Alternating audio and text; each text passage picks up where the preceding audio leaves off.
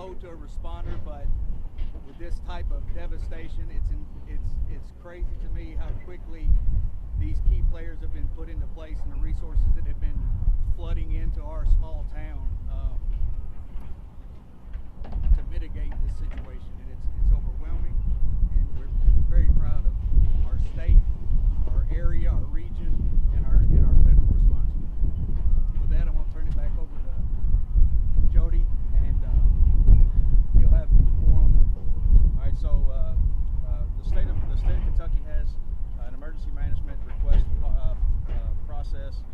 I was notified about 1 or 2 o'clock in the morning on into Saturday morning from Director Mike Dawson from State Emergency Management to ask if we could put a team together from Louisville to come down to help here locally. Obviously, the same storm was tracking towards the city of Louisville. It did miss us, but we could not send a team until we had confirmation that the same storm wasn't going to affect either the city of Louisville or any surrounding area that we may have to respond to there. So we put a team together. We got authorization from the mayor of Louisville, and we headed down this way with a group of 4 individuals to see what we could do. We also had rescue technicians from the city of Louisville Fire Department, also that were a little bit behind us. So we arrived at the Emergency Operations Center, went in, offered our services, and they sent us to MPC Candles here on site to run this operation here. We arrived on site, met with local officials. I can't say enough about the rescue efforts that were going on before we got here. They rescued people. They got them transported to hospitals. A lot of those rescues were very difficult. We can't get into the specifics of those, but again, my hats off. We're off to the local responders and the local rescue companies from area, from Murray, from Paducah that responded as well, and handled a lot of the technical pieces of those rescue operations that were going on. We arrived on site. We identified, through meeting again with local incident management and commanders on site that we were dealing with a situation that we could not handle even with the responders that we had coming. So I contacted again State Emergency Management through the system that we've got in place, and requested Federal Emergency Management team, and you'll hear the task force leader talk about their response here shortly. But we initiated that response very early in the process because we knew it's a very timely and effort that has to take place before they can get on the road, and we wanted to get them started very early. In the meantime, we took all the local responders, all the responders that were coming from Louisville. One of the other requests that we made was for the Lexington Fire Department to send their rescue task force down as well. We work closely with the city of Lexington. We have for many years for situations just like this. We requested them, and they arrived on site later on Saturday morning, Saturday afternoon, and integrated into the response. Obviously, we had reports of people that were unaccounted for, not necessarily missing. I say unaccounted for. It's a little bit different because we didn't know if they were still on site, had they made it away, gathered with families, shelters, hospitals, and things like that. Through that first afternoon, site security was a big problem. I can't say enough about the National Guard and local law enforcement that came in to help us secure this site. We had onlookers, we had family, we had a lot of people trying to come on site and offer services. You can see the dangers of the site. This is an active situation. Even from your walk in, there was debris in the road. Again, there's a lot of safety hazards here, so we couldn't just let anyone into the site. There's a skill set that has to be mastered before we can get them in there. So we organized into groups. We started picking out debris, searching, picking out debris, doing what we call primary, secondary searches, and then moving that debris off the main site into a temporary landfill once that debris had completely been taken care of. We also had other resources from the city of Louisville, from St. Matthews, from Anchorage Middletown on site to help us here, as well as other local response agencies through the area. So when Lexington got on the site, we initiated daytime and nighttime operations. So the city of Louisville is managing the daytime operations, along with Lexington, and the fire department is managing the nighttime operations, along with Indiana Task Force 1 and several other local responders. We've had search dogs on site from multiple agencies, not only across the state of Kentucky but nationally, that have come in to help. These trained search dogs. We have searched in the area all down to the north of here, the track of the tornado. We have searched those areas to eliminate the possibility of people who were put down in that area. You can see heavy equipment on site. We've got local heavy equipment contractors that have provided services for us to help assist us with removing this debris. This is a little bit different than a normal collapsed building because the tornado came in and twisted everything. So it's a very methodical situation that we've had to do to take that into account. We've been in constant contact with the owners of the company. They've been very good to work with. They've been providing us a lot of information about the hazards in the building, lower level hazardous materials, their processes, the locations of all the different equipment inside of their building. So they've been very helpful in providing us any information that we've needed, and we've met with them several times on a daily basis. When Indiana Task Force 1 came on site, obviously they integrated into our process, and I'm going to introduce Task Force Leader Tom Neal to talk about their response. Thank you. Could you spell your name, please, and Sure. your title? Tom Neal, T-O-M, last name's Neal, N-E-A-L. I'm the task force leader for Indiana Task Force 1. Basically, our objective here when we got activated at 10:30 Saturday morning was to bring a Type 3 task force down to Mayfield to this particular location. We went to work yesterday morning, and we integrated into the operation that had already been started with Lexington Fire and Louisville Fire, working with their structural collapse teams.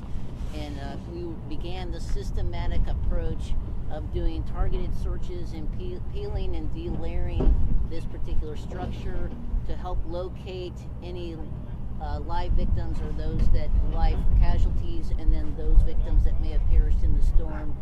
In particular, in the areas that they identified from the plant manager and the building owners that were targeted areas that they would have sought shelter in from the storm. And so a lot of that had already been searched, but as you can see from today's operations with the crane and heavy lifting of the roof sections to help create additional void spaces so that we can get canines into those areas to help, again, locate those people that may still be unaccounted for in this structure. So that's the current operations for today. With that, I'll turn it back over. Some of the other services that have been provided again from the state are from around the state to help with the local fire departments, as we've been providing fire companies to stand by in their firehouses. The Pleasant Ridge Park Fire Department, again, another department in Louisville that came down and have been here since the beginning. One thing, again, this is an active site.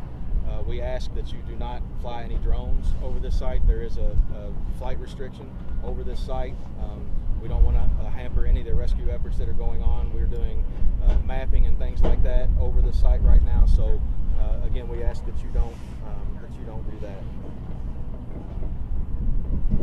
So where we're at now and moving forward, we've got additional heavy equipment on site.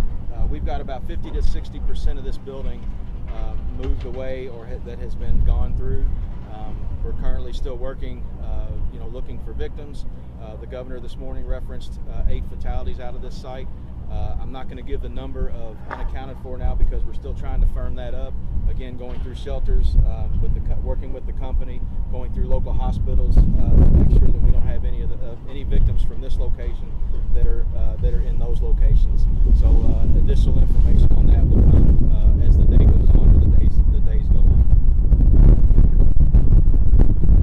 All right, I think I'll take a few questions. What's been your toughest challenge? What's the toughest thing to deal with as far as logistics and the dangers? The biggest challenge, and the task force leader can comment on those as well, but the biggest, one of the biggest challenges, not just the building itself, but the entire site. This was a huge storm that came through here. We saw debris,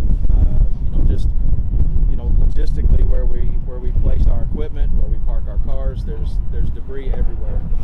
So we're constantly trying to keep track of our responders, make sure that they're safe, make sure their well-being is taken care of, make sure we're rehabbing them. Anything else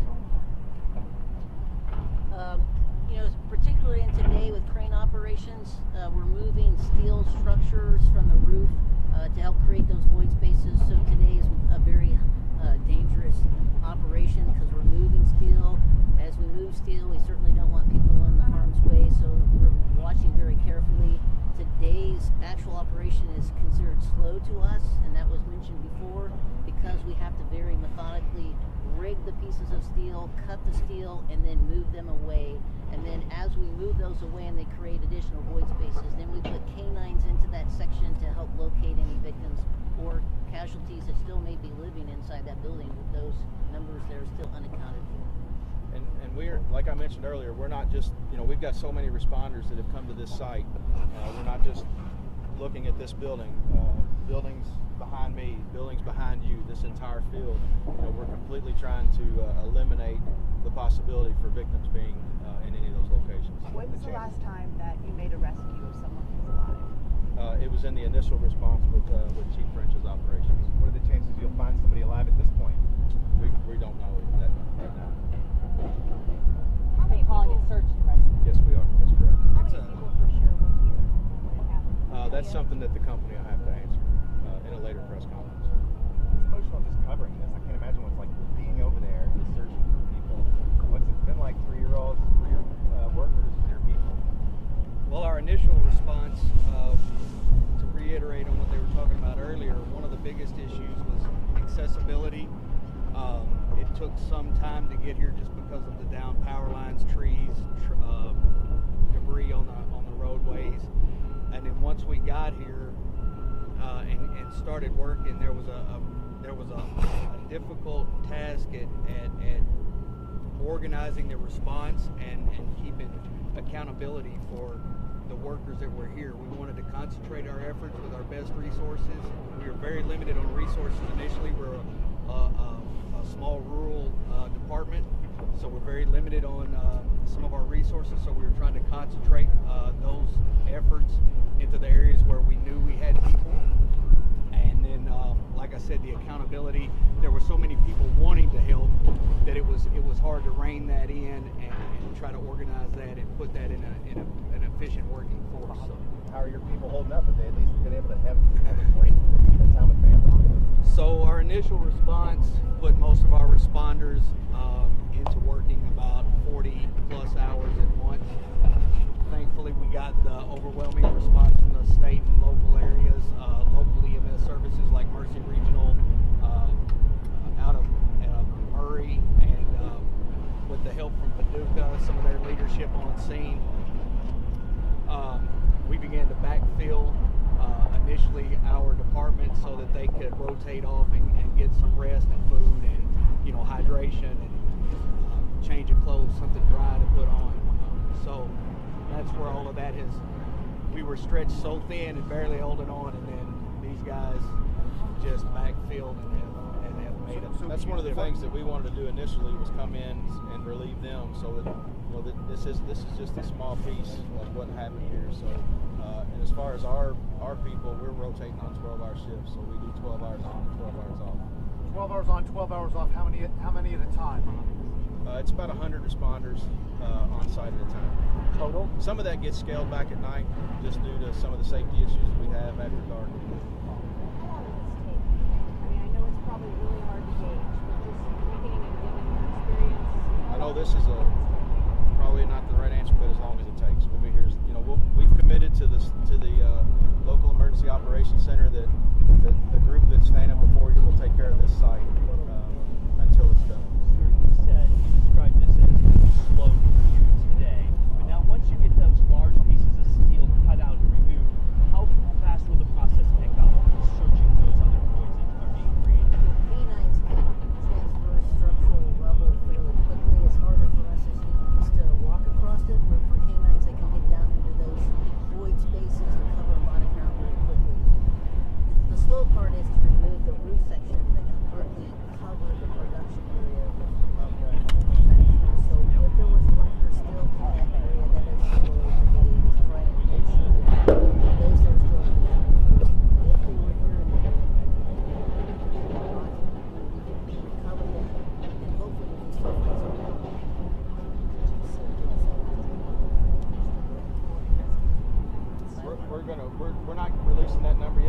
researching every possibility before we release that. Two more questions, folks. Two more. You all have worked probably a lot of disasters. How does this compare? This is the worst thing I've seen. I mean, the task force teams, the FEMA task force teams, they do this a lot more than we do.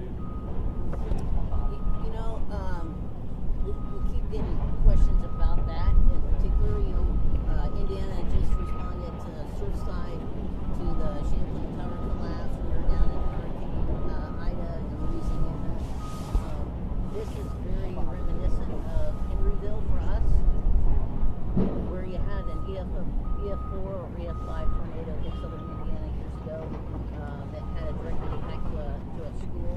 So the significant damage, as we've said here, this is just a small portion of what has occurred in the state of Kentucky. There are multiple counties that have been affected by this storm, and as we travel to and from the work site, because we're staying outside of the impacted areas, we are coming across other paths of other touchdowns of tornadoes. And so the National Weather Service is still investigating the number of tornadoes that actually occurred and spun off in this storm system. But the destruction of the number of buildings is immense. And so right here is our focus, but there's other federal USAR teams, Ohio Task Force 1, Tennessee Task Force 1, Missouri Task Force 1, all came in this morning with additional resources, especially canines, to help circumvent and do wide area searches in a quick, efficient manner so that we can get that information back to the county EOC and the county officials so that we can ensure that we've covered the areas of their concerns in this county. Working through Christmas, we're less than 2 weeks away. We're going to be here as long as we need to be here. Do you have a specific number of people that you're looking for? No, as I mentioned, we're not going to release that number until we firm up looking at every location, potentially that they could be. So we'll be back here at 3 o'clock. It'll be the same process. Jody, Yes. they'd like your names and titles. Okay. Jody, Jody, Myman, Meiman. I'm with helping with site control here. Again, brought a team from Louisville, and I'm the emergency management director from the city of Louisville. Darren French, Assistant Chief of the Mayfield Fire Department. I was signed here by my Department Chief, Jeremy Creason, and my name is Darren, Darin French. Tom Neal, Tom, last name's Neal, Neal. I'm a Division Chief with the Indianapolis Fire Department and Task Force Leader for Indiana Task Force. We'll give you all about 15 minutes to hang out, get some more shots, and then we'll see you again at 3 o'clock. Thanks, Jody. Yeah. Oh, yeah.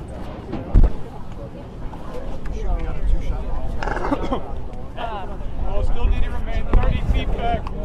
Yellow tape. It doesn't look like it. We're not going to be able to see it.